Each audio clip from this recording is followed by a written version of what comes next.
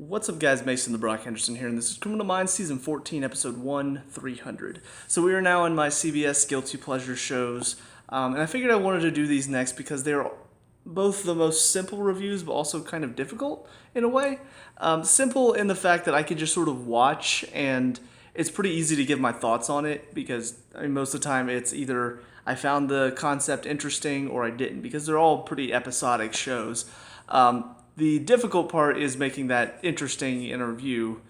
So most of these might be pretty boring, pretty straightforward. Honestly, I've even considered just doing like more than 3 in one review because of how simple it can be at times to talk about these shows. But yeah, all in all, these Criminal Minds especially is just one that it's a fun show to turn on. You don't have to really think about them too hard. And for the most part, unless they do something really crazy out there, like in a good way or a bad way, it's most of the time just good. It's enjoyable. It's fun to watch. It's pretty similar overall. As far as this first episode is, though, for season 14, I am going to go ahead and finish out Criminal Minds as a show first before I get on to Bull and NCIS. Because, yeah, I know there's only two seasons left, and season 14 only has 15 episodes, and the last one only has 10. So I figured since 25 is kind of a normal length for most seasons, why not? Just go ahead and finish it up, see how it all comes to an end. So to start it off with season 14, I do remember talking about, because I actually went back and watched that video, about the end of season 13, how it was about this cult of serial killers, and there's this FBI agent that you're not really sure, can you trust him, can you not? And it seems like, oh, he's a part of this, but then you find out, no, it's actually this other random woman. And yeah, it was a little bit of a lame twist. It was kind of basically, if I give you a math problem, I'm like 1 plus 2 plus x, what's the answer? And you're like, well, I need to know what x is. And then finally I'm like, x is 3. It's like, oh, well, then the answer's 6. No, it was actually 10 because you didn't know that y equals 4. It's like, well, but we didn't know about y. And that's kind of what this episode felt like, is like, here's y. Here's the stuff you didn't know about. It's actually connected to this old case. So, I still feel like that plot twist and that cliffhanger was a little lame. But I like the fact that they did tie it into an old episode. It's not something that Criminal Minds normally does. And this is an episode, I don't remember everything about it, but it is one that comes to mind. And obviously the flashbacks that they gave us was a good refresher. But yeah, it's interesting to see them do something like this, because typically they don't. Typically it's just very much, we're focused on the here and now. Maybe it'll tie in like with the beginning of the season and then the end, and then there's a bunch of episodes in between. But to have a season finale end and then you start it up and it's like, oh, actually this ties back to an episode all the way back in season 4.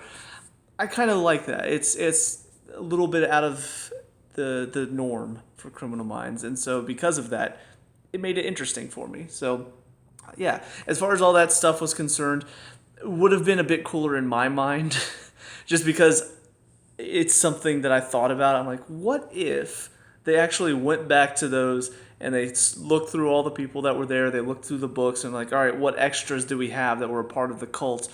And then just got like the 2 people to come back and reprise, they were a part of the cult as extras and now they are their own characters. Like, how cool would that be? Like, I know they're not going to, because they're not that complex and they didn't think that far ahead, and they're just like, let's just get 2 people and then make it seem like they were there, and that's exactly what they did. So it's a lot easier for them to do that. And if this were any other show, like if this weren't a CBS show, if this were something a lot more in-depth and something that a show that I would expect to maybe go to that effort to plan something that far ahead or to go back and pull from a past episode, then I would be a little bit more disappointed that they didn't. But because it's just Criminal Minds, I don't expect them to look through their records and find 2 people that were there and bring them in. So, yeah, it's just, for me, something in my head that I wish could have happened, but I get why they didn't, because, again, this is a lot easier to just shoot these scenes that makes it seem like, oh, they were there, guys. See, she and Reed are looking directly at each other, almost like he saw something in her all that time ago, even though none of this happened. So a little ridiculous. And also the other ridiculous thing is something that I predicted they were probably going to do at some point. Because Reed, starts that little scuffle. And for some reason, Theo at the same time starts a scuffle I don't know if Reed just predicted he was about to do that, and so he took that moment to grab the guard's gun, and that allowed Garcia to escape. But they did have that moment where there was a gunshot, and I'm just like, oh, I'm guessing you're gonna make us think that Reed got shot. And then sure enough, the team walks in and there's a body. I'm like, oh no, Reed dead. Oh God, I can't believe they killed off Reed. And sure enough, it's Theo. I'm just like, oh, I'm so relieved that this poor kid that didn't want to be a part of any of this got killed instead of Reed. Like, that's the thing. They did the same thing on NCIS. There was an episode where they tried to make it seem like Abby was shot and dead, and then it turned out to be this other agent that was dead instead. And I'm just like, how disrespectful to their character that you're just essentially now the audience is actually relieved that their character died instead of this other one that the audience probably loves more. And like, it just makes me feel like it's a slap in the face. Like, yeah, Theo, we're actually happy you're dead because it's not Reed, so suck it. Stupid. So yeah, those couple of things for me did feel a little, I guess, predictable and a little cliche, I guess. But for the most part, everything else was perfectly fine. Again, the fact that it all ties in, pretty cool. Reed seemingly being on top of everything, where essentially he's helping them escape, but he's doing so while also letting the team know some information. And basically, whenever he's there with Garcia and they're both trapped, he's play acting like he's really hurt, but then all of a sudden he's just like, all right, so here's what you got to do to get out of here. Just, I don't know. Reed, he's never been this cool, in my opinion. Like, he's had moments where he's shown off his intelligence, and in those moments you can be like, oh yeah, Reed's super smart. But in this, it seemed almost, I don't even know how to describe it. Like, it reminded me a little bit of Leverage in a way. Like, whenever it seems like one of the team members is down and out and they're just like, oh gosh, I'm in trouble, but then in reality they're just on top of it, that there's no real problem, and then they turn it around on the bad guys. That's kind of what Reed felt like here, so it made him seem a little bit more smooth and suave in a way. So yeah, I liked all of those things, but aside from that, everything pretty straightforward, pretty normal. So yeah, I enjoyed it for the most part, and that's kind of probably what most of these reviews are going to be. So hopefully something interesting happens in these episodes that I can actually talk about and either get super angry because they were so stupid or get super excited because it was so awesome. But that's just where I am right now. So on to the next episode. See you there. And now episode 2, Starter Home. And it's actually kind of ironic, because I've had to move up my review to my own room since my family got home, so I can't use the living room anymore. Because I am looking for my own place. And yeah, if I end up getting my own place and I check out the walls and there are mummies inside, I'm probably going to freak the hell out. So, yeah, kind of a funny little thing. I'm just like, I texted my girlfriend, I'm like, look, I'm just saying it right now. If we find mummies in our home, we're done. We're not gonna look for any other places. We're done looking for houses because I can't trust any houses from now on. But yeah, I mean, very interesting and kind of intriguing concept to start off with. Just why are they there? What caused that? And honestly, overall, I mean, the way the story progressed was pretty natural. We see they check out the people that live there. They find out that they did have something to do with these mummies. They find out that there's currently more mummies being put into their, I guess, cellar type area outside the house. So now they're looking to see who's been carrying on making these mummies, because it's clearly somebody different. And yeah, a lot of different moving pieces that did keep me interested throughout the entire episode. Finding out about this new guy, I think what was his name? I actually don't remember now. I don't remember the name of the unsub in this, but finding out that, because at first I assumed he was the son of the older couple that were originally doing it, and then finding out that it's actually the daughter of that couple that gave birth to this guy. Yeah, it was an interesting little web of a story that they weaved. I will say the scene where the older woman that was originally helping, or, well, I guess we found out later that it was actually the dad that was doing it to try to, I guess, make her feel better by replacing their daughter. The scene, though, where she, grabs the fork and stabs herself in the neck, I will say, felt a little, I don't know. I feel like that would be something that they would try to avoid, like basically patients having sharp objects within easy reach without somebody there to stop them. I I don't know. I feel like that it always makes the people that work at institutions like that, it does make them look kind of stupid.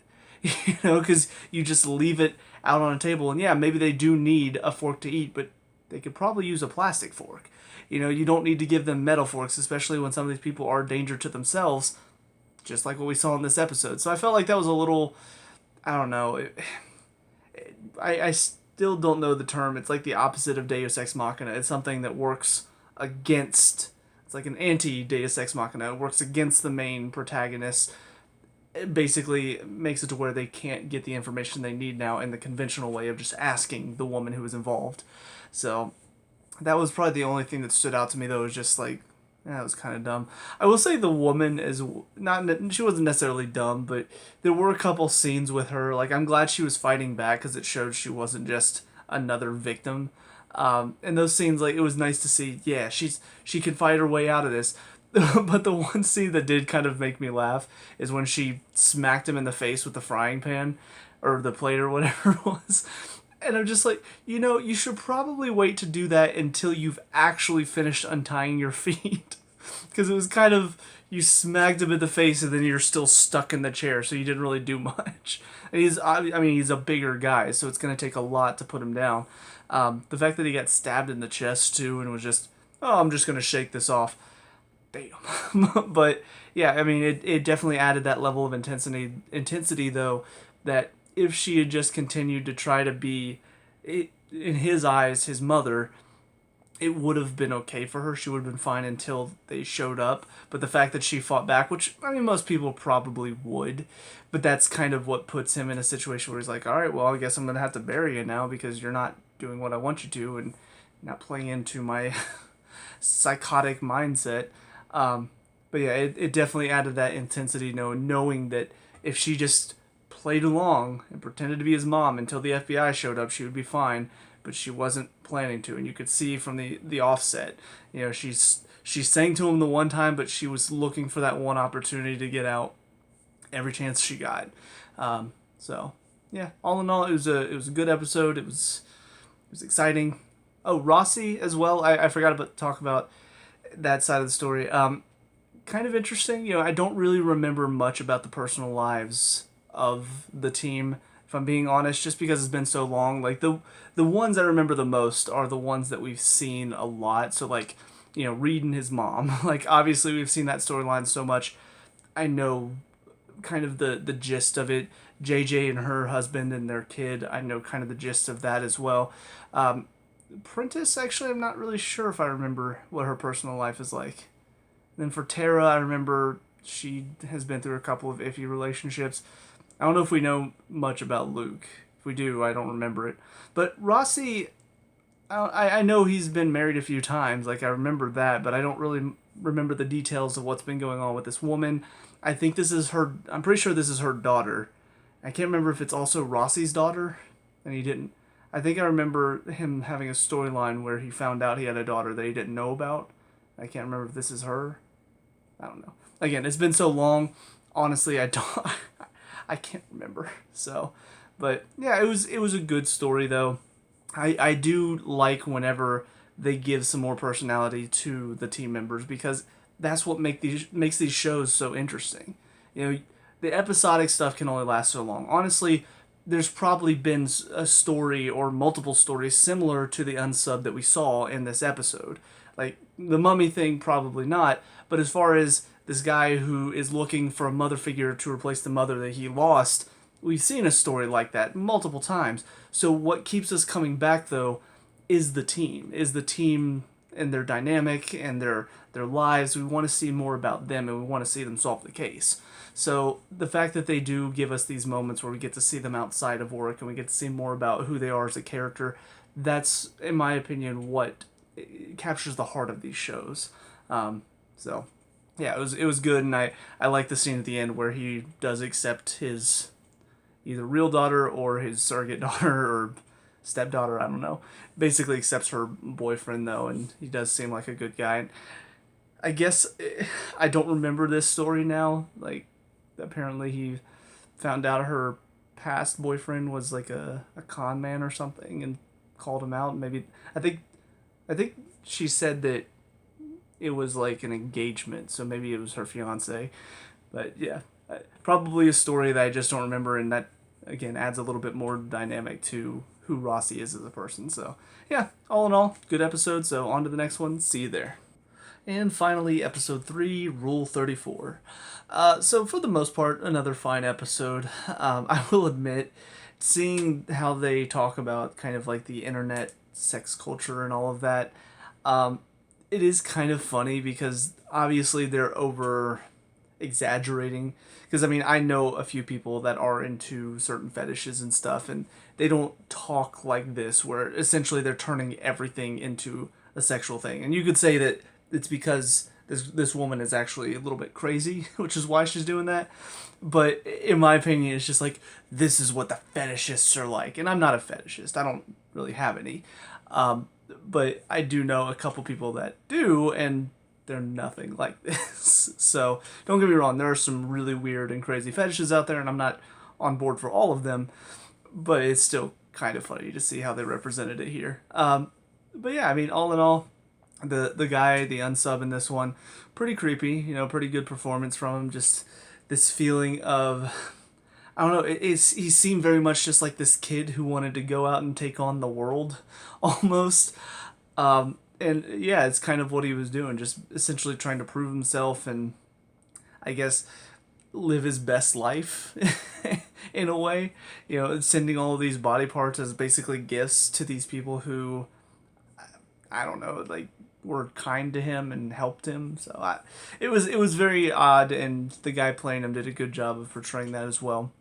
At the end, I wish they had confirmed a little bit more, because I kind of figured that Rossi was telling him all of this stuff essentially to get him to not, but he wasn't really going to actually tell his story. And I wish we could have seen, I guess, that moment, or even just, whenever they're leading him out of the building, just show them like blurring his face, or the cops are like covering his face so they can't see him, because that's kind of, I figured what the point of all of this at the end was going to be, was he just wants his story to be told. He wants to be known, and that's why he's doing this. So I thought they were going to do an extra good job of making sure nobody knows who he is.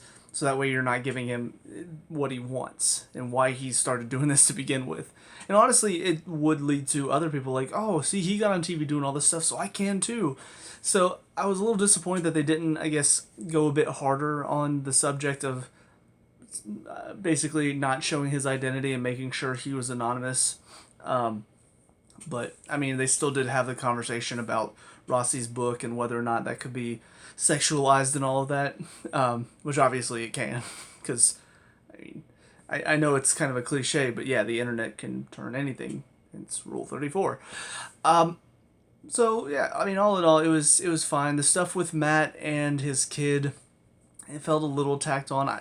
I think the main thing for that is because I still don't really know Simmons all that well. I think that's why the story felt tacked on. Because, in the last one, they had Rossi dealing with his ex-wife that he's dating, and I think their daughter. So, yeah, a little bit more of a personal story for him outside the episode, and I enjoyed that. But for Matt, in this one, I'm just kind of like, okay, I see. We're dealing with his kid getting angry at school and beating up people that are making fun of his dad's profession. And, okay, yeah, he's having trouble because they're, I guess, having trouble parenting him for some reason. I don't know. It felt tacked on to me, but I think that's only because as a character, I still don't really feel connected to Simmons at the moment. So I hope they can change that a bit. I hope they can give him a bit more to do and a bit more interest in his character. Because right now he just sort of seems like the extra guy. Because I know everybody else, because they've been around for at least a couple seasons. Matt, I think, just joined on last season, so I'm still trying to get used to him. I think, if I'm not mistaken, I'm pretty sure he was in that one Criminal Minds like spin-off show that they did for 1 or 2 seasons. I think he was in that one, so maybe people who watch that show would have a bit more of a connection to him. But as for me, I don't know. It seemed also a little cliche in my opinion, just because we've seen this story of the kid who he's a kid of a main character and he's going and he's beating up kids at school and you think, oh, he's a troubled kid, but then you find out no, there was a reason for it. You know, whether he most of the time it's, oh, he was just protecting this other kid, but in this case it's, oh, he was standing up for his dad basically because this kid was talking about a cop getting shot in the face. And I don't know, it felt a little odd. I did forget though that they had the episode last season because I had to look it up and see if that was in this show or if it was in the spinoff. But no, it was in this show, the episode where his wife was held hostage. Because when he brought that up, I'm like, I feel like I remember that episode, and yeah, it was last season. So, yeah, clearly, I guess that's still having a little bit of an effect because she's going to trauma therapy for it. So maybe they are going to give them a bit more of a story arc for this season. I will say there was a moment where I think it was at the end. It was like, yeah, don't worry, we'll both always be here for you. I'm just like, are one of them going to die this season? Because that seemed a little foreboding. Or do I just watch way too much TV and movies? And anytime one of those lines, oh, what could possibly go wrong? I just always expect something to go wrong.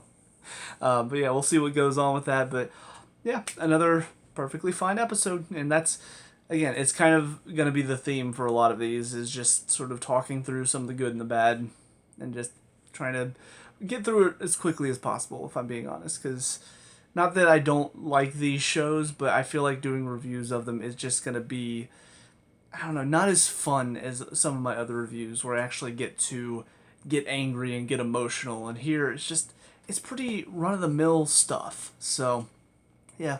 Unless they give me something spectacular or something so bad that I have to talk about it, kind of expect this to be the typical review for the next, well, how many? Let's see, so I'm going to have 5 reviews for this season and then 3, 3, 2, 2, so 4 for the next one. So yeah, for the next 9 reviews, well, then I'm doing the other CBS shows, and those will probably be pretty similar, so. I'm sorry if you don't want to see this. I apologize, but I want to watch these shows because these are shows that I do enjoy, and I want to see how especially this one wraps up. And since I've done reviews for them before, I just feel like I don't know. It's like that kind of I'm not OCD, but I have a little bit of OCD in me, and I feel like that OCD in me is like I gotta finish out the reviews too. I can't just stop doing reviews for it. So, but anyways, enough talking. That's it for these 3 episodes. So let me know what you guys think down in the comment section below. What were your thoughts on these 3 episodes? Let me know. We can talk about and discuss all that good stuff. Leave a like and subscribe for future Criminal Minds reviews, and I'll see you guys in the next one. Peace out.